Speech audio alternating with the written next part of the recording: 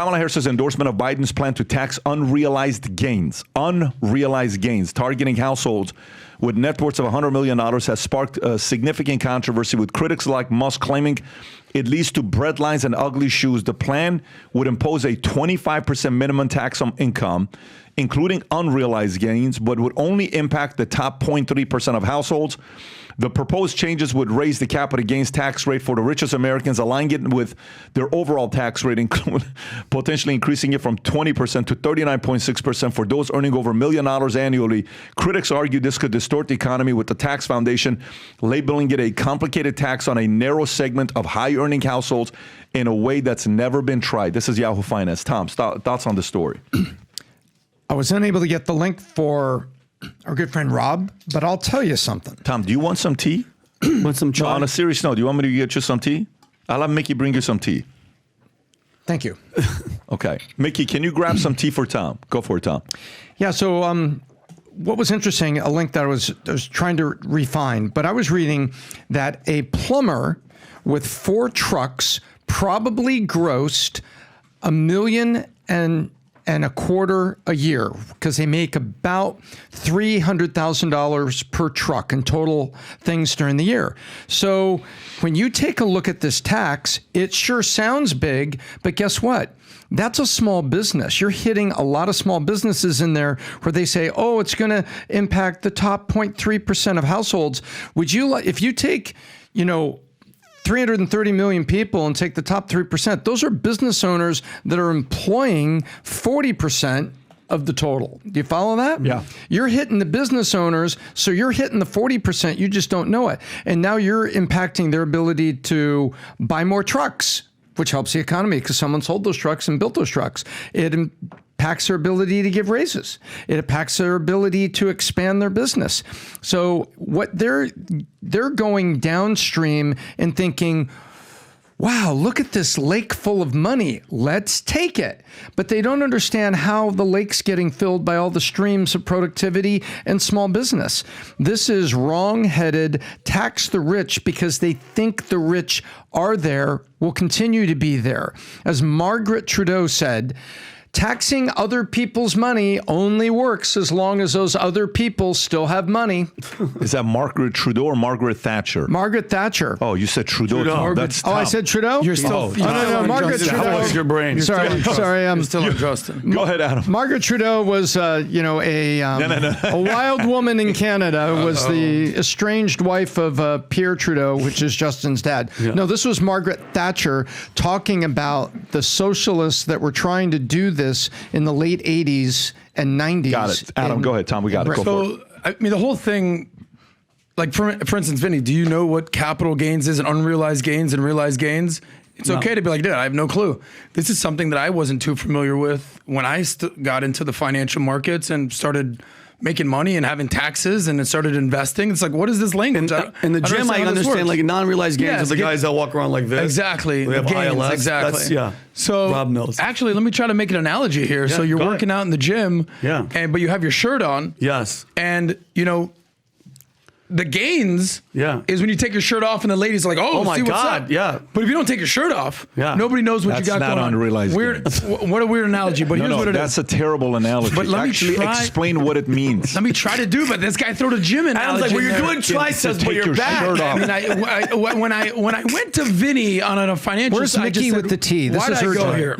But the bottom line is it comes down to potential. No, do me a favor, though. Can you actually, you're making a very good point, Adam. Explain in 15 seconds what is unrealized gains. So it's essentially the only time that you actually have a profit or a gain is when you actually sell. And then it's quote unquote realized. Gotcha. So for instance, if you buy a stock for $10 and it goes up to $12, you have a $2 gain on paper. But it's only realized if you sell it for $12 and you pay maybe taxes on the $2 is how that is. Because it could go down tomorrow. Exactly. More. So until you actually quote unquote lock it in, it's unrealized. Gotcha. So whether you sell your stock portfolio, whether you sell your house, there's also in the insurance building, like the insurance, the inside buildup, the cash value, that's been a whole thing. Explain now the unrealized gains. So for example, you have a business that, let's just say you have a business that's worth $100 million, okay? And, you have never taken the money off the table. It's paper wealth, okay? Exactly. It's paper wealth.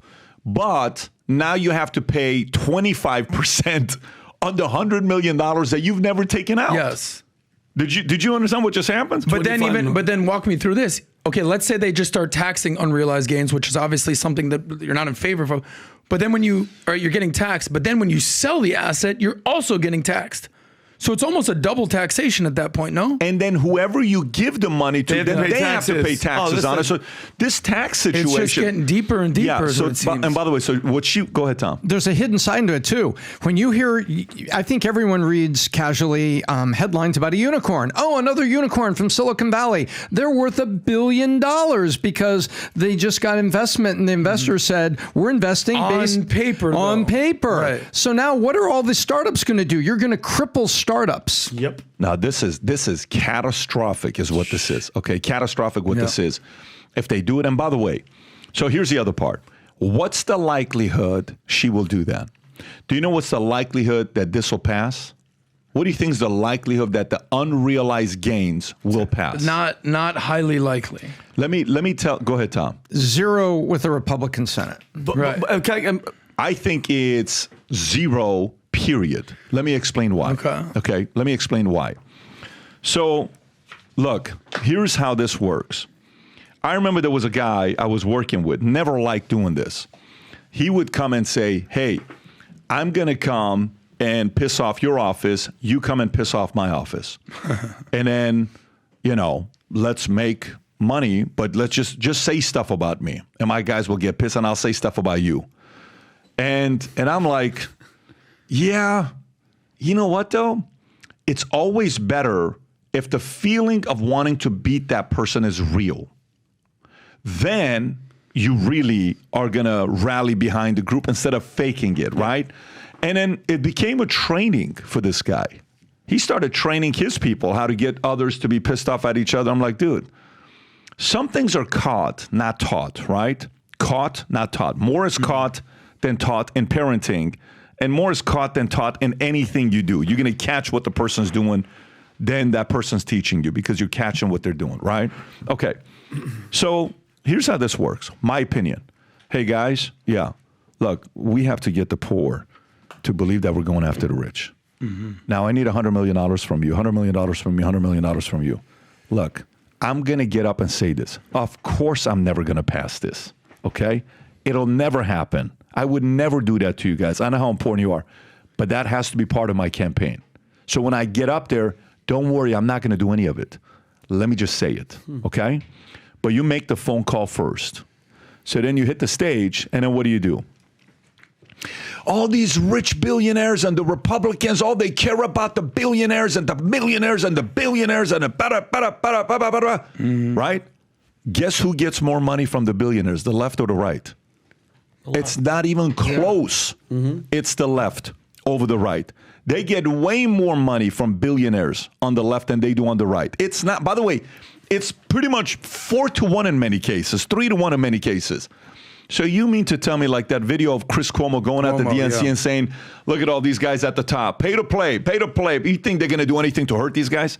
They're not going to do any of it. But deep down inside, they would love, Tom, this would be like porn on steroids for the people on the left who are politicians who have never built a business for themselves and know how much painful it is to grow something. They will love nothing more to pass the unrealized gains. But the guys they're getting money from, they would be taking money from them. Why would they ever do that? But they're going to manipulate the average American, and the average American is going to say, yeah, when they think rich, they think Republicans. When they think billionaires, they think Republicans. That's all they think about. Well, just remember one thing at the DNC. Do you remember the ridiculous juxtaposition of Bernie Sanders? We got to tax the billionaires. And the next speaker was literal billionaire Governor J.B. Pritzker. That's like, I'm a billionaire. I'm like, and I love my life. This is the come to Jesus moment that the Democrats are going to have. It's like, on one side, you have the progressive wing who is just tax it up the gazoo, but then you have quote unquote moderate Democrats who are actual billionaires. Here to look at the story right here. Do you have? By the way, Jon Stewart did a great skit on this. It doesn't add up. Yeah. But Pac, as you go, who is? Because and not to take a jab at her, I don't think she's that bright at all.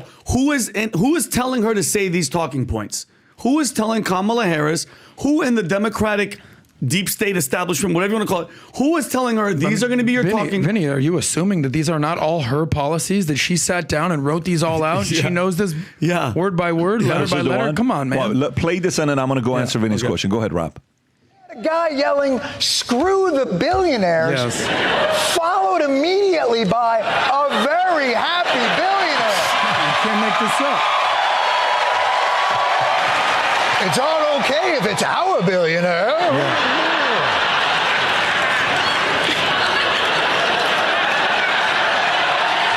I don't like billionaires, but he's all right.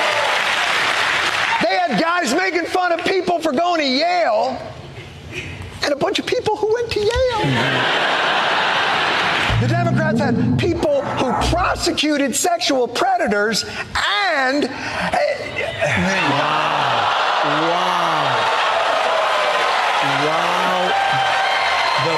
I bet you all the producers in the studio are like, oh my God.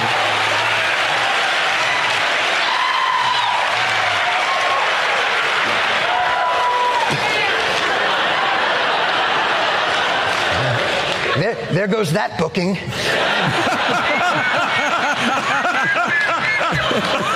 Yeah, he's not going to perform for the Klan Foundation anytime soon. It's amazing. But that's the lunacy of it. This is when he was good. When he was like this, because he did this to Nancy Pelosi's face one time 12 years ago. Great point when he didn't care and it wasn't so one-sided. I think that's old school. The Jon ultimate Stewart. sad point is, what were we just talking about? Government policy, liberal policy in California, and what's happening to real Californians, car insurance, homeowners insurance, and the price of living in California, let alone the property taxes. But remember, once upon a time, it wasn't Omar and it wasn't AOC that was the most liberal individual in the Senate or House. Once upon a time, the person that sat atop the most liberal senator in Washington was Kamala Harris, coming out of the Berkeley Willie Brown and... Watch your language. Yeah, Willie Brown. And no, she was the machine, part of the machine that was Willie Brown, Nancy Pelosi, his machine, but and that Gavin Newsom. Let me just say one thing about... but you were going to answer that question. No, but think about it. She's been very left. I think her I don't campaign, care about his machine, but Vinny had a question. I had a question. We brought you tea, Tom. Please drink the tea. You're concerning me. Make you put some stuff in it to make you happy. So, Go ahead. I know for a fact, we all know what the process was. Debate, Biden done, Kamala propped her.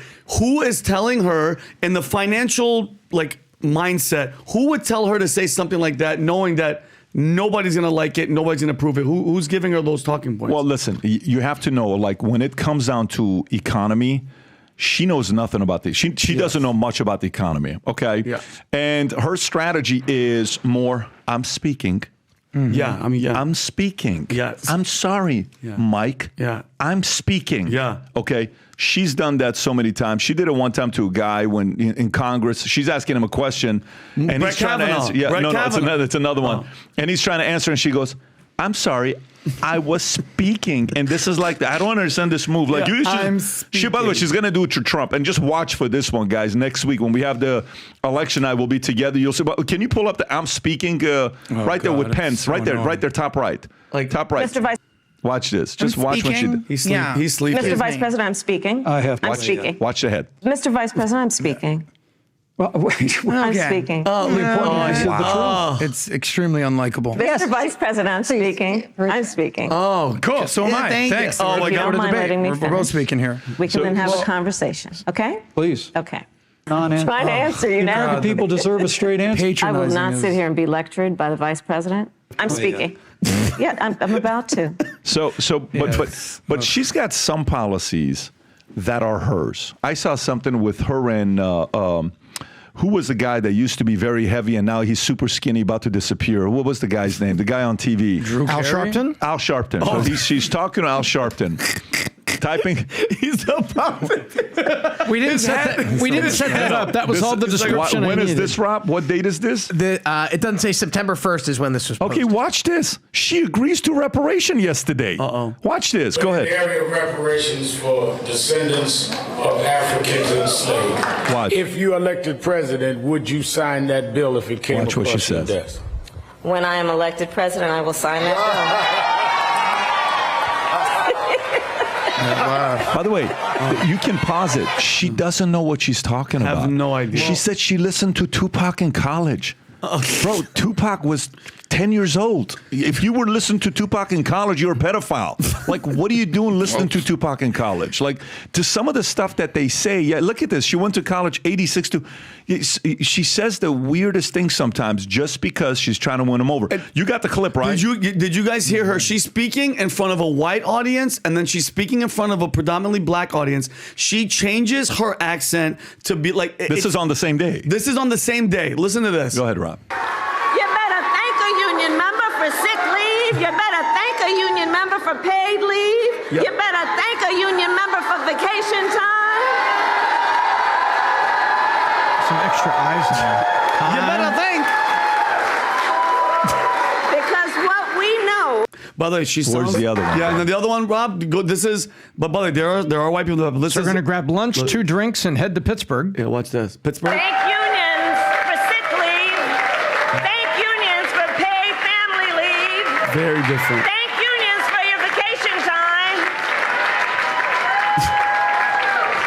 And the other one, she sounded like, remember in Coming to America, Arsenio Hall, when he's a preacher, he's like, I don't know what y'all came to do, but I came to praise.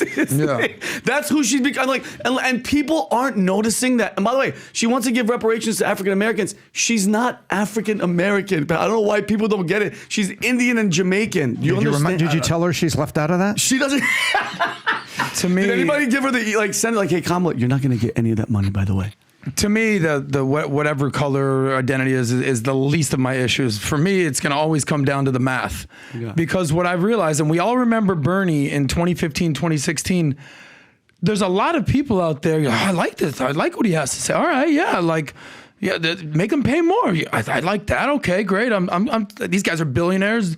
Elon Musk, Jeff Bezos. I need a little bit more money. Medicare for all. That's all. Sounds good. Okay, the Green New Deal. Who doesn't like the earth? It all sounds good. But then just like a check at an expensive restaurant when there's the girls there, or sometimes I know Pat's going to make a joke right here, someone has to pay the bill. And then you never see the girls chip in. Maybe this is me just being a little, putting my business out there, but it's always going to come down to a guy being like, all right, well, so who ordered the 7 shots? What? All right, you got 12 appetizers. How'd this bill become $1,000 for dinner? This is what's going on. They make all these proposals that sound good. And they're like, how are we going to fund $3 trillion for the Green New Deal? Mm-hmm. We're already drowning in debt as a country. So they're just going to keep saying it. But then when you actually do the math, just like we discussed in California, it's like, how are you going to fund all this? And the problem is you need a sort of an SOB like Trump to be like, yeah, we're not doing any of that crap because we're broke. We have no money. And until we actually get our money right and balance our budget, we're not doing any of this nonsense. And I wish people would, you're so right. And I wish people would do a simple history lesson. Just go back and look up Greece, the country of Greece, and what they called austerity, where they notified people, man, we are so broke, we're beyond broke, and we have to do 2 things. You have to work 2 years longer to get their equivalent of Social Security, remember this? And it will be cut by 7% when you get there. Wait a minute, I gotta work 2 years longer for 7% less? And then they said, wait, we checked the spreadsheet. It's actually 3 years longer for 12% less. And it ended up where the people protested and there were riots. That's what happened. There is an end game where the spreadsheet breaks. One thing to know, the debate is officially happening. Next is a Tuesday night, Rob. So we're doing right after the Vol Conference. I'm going to be at the Vol Conference this weekend at Palm Beach Convention Center. Bunch of people will be there. Thousands of people are coming from around the world. Cannot wait to see all of you guys. However, next Tuesday night, we will do a live Trump-Harris debate reaction with a live audience. But just like last time, we don't sell the full room because our employees like to come. We're only selling the first 50 tickets that buy. We will still do the VIP. We'll still go afterwards, have the cigar, the conversations. We're going to do that part. That's the QR code. Go get registered. The first 50 that buy tickets will be invited to be with us next Tuesday.